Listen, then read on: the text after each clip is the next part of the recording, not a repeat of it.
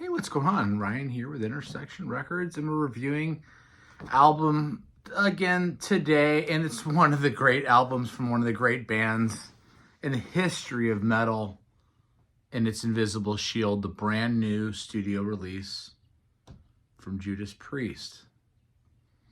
Back in October, they released Panic Attack, the first single off the record.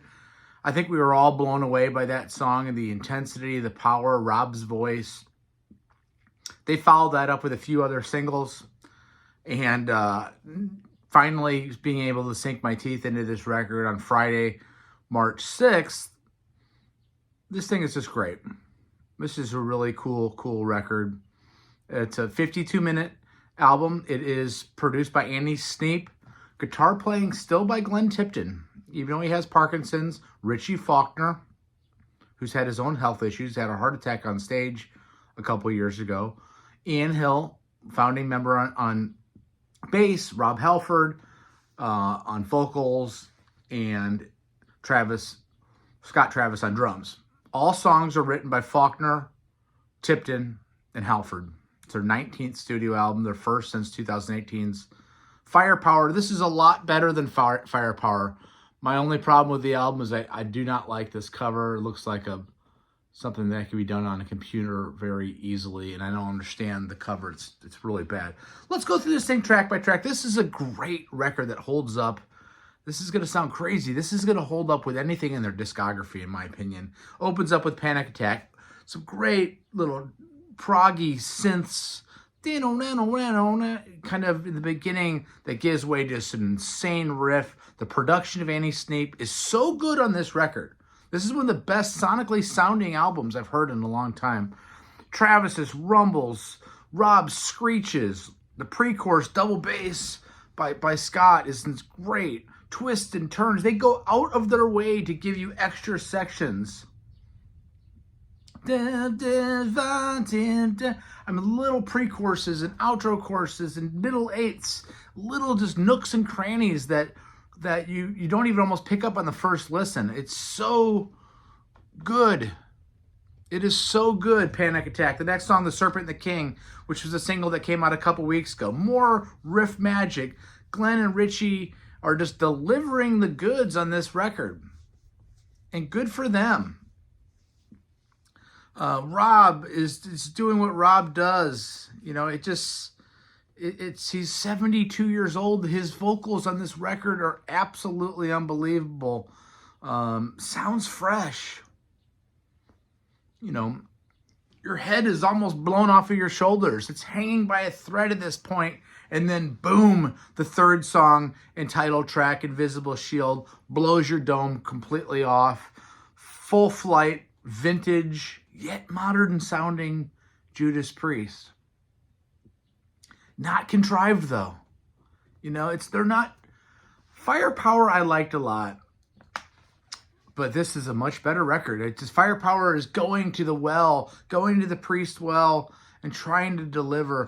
This feels just effortless, like a band in their prime, and maybe they are in their prime now that Richie's been in for 10 plus years.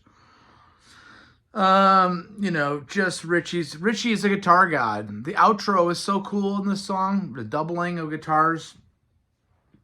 Richie's one of my favorite guitar players now in this genre.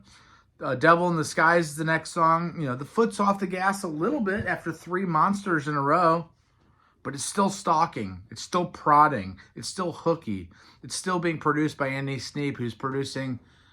And by the way, Andy Sneap's also a guitar player when they tour. So he and Richie do all the guitar duties live. But from what I'm reading, Andy is not playing guitar on this album. It is Glenn Tipton. The next song is Gates to Hell, just a twin guitar opening. Rob comes in like a boss. I mean, Rob is just, there's no chink in that armor. There's no you slightly hear that old man voice. There's no old man voice here. The pre-chorus has got a 70s vocal vibe that almost reminds you of like the Ripper in the way that they do a little effect on his voice. It's so cool. Sounds like an arena song. Hell is where we reign. We reign in hell. On the gates of hell. The next song, Crown of Horns is a power ballad. You know, heavy is the crown of horns that rests upon this head. He's carrying this mantle for us. He's sacrificed his life for metal, and he's wearing the crown of thorns. It's so cool. You know, again, nothing can try. They are still kings, regal and epic, and Rob's the metal god. He just is. The next song is God Is My Witness, blistering metal assault, triumphant. Can't wait to see them on their summer tour. They're coming to St. Louis, where I live, with Sabaton. It's going to be awesome. I've never seen Sabaton, and I've seen Priest many, many times with KK Downing and the original band as well. Again, Scott Travis's drum work. It's so well recorded. His drums are so well recorded. And the production on this album is just, the way it's engineered and sounds sonically, it's so good. The solo is insane on that song. The next song, Trial by Fire, more power. Maybe not quite as good of a song. And that's going to keep, in my final score, it down. Trial by Fire is okay. Escape from Reality. Each song could be a favorite. Each song on this record could be, I could see where it'd be somebody's favorite song. Relentless Crusher. At the 2-minute and 27-second mark, there's a Black Sabbath world that's incredible. Just a little doomy thing that they do, unexpected, and then full face-melting solo then at the 3-minute and 3-second mark. The next song is Sons of Thunder. It's clearly a kind of a motorcycle vibey thing, a Harley. You get on your bike, hold that torch of metal up and lead, blow your competitors and your contemporaries and modern metal artists in the dust, blowing them away because you're Priest and you're freaking still that good. Amazing. And then Giants in the Sky is next, full octane. Giants in the Sky won't ever die.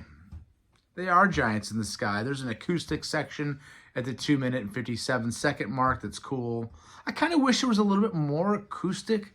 This album is so heavy and so just driving that you almost need a little bit of that. After that acoustic section, Rob comes in with this an impassioned vocal and then some crunching guitars. I'm going to give this thing out of 5, a 4.5 out of 5 stars. It borders on higher than that. There's not a bad song on this album. This is right up there. I mean, I want to say it's up there with Defenders of Faith. You know, it's up there in that Screaming to Vengeance arena. Is some of the best stuff that they've ever done. It's certainly the best of the Richie Faulkner era, and it's the best thing they've done since Painkiller. But I'm gonna just go back and say it's the best thing they've done since Defenders of the Faith. Check out my channel. We do shows every day. I love this record. 4.5 out of 5 stars. Peace out. Catch you later. See ya.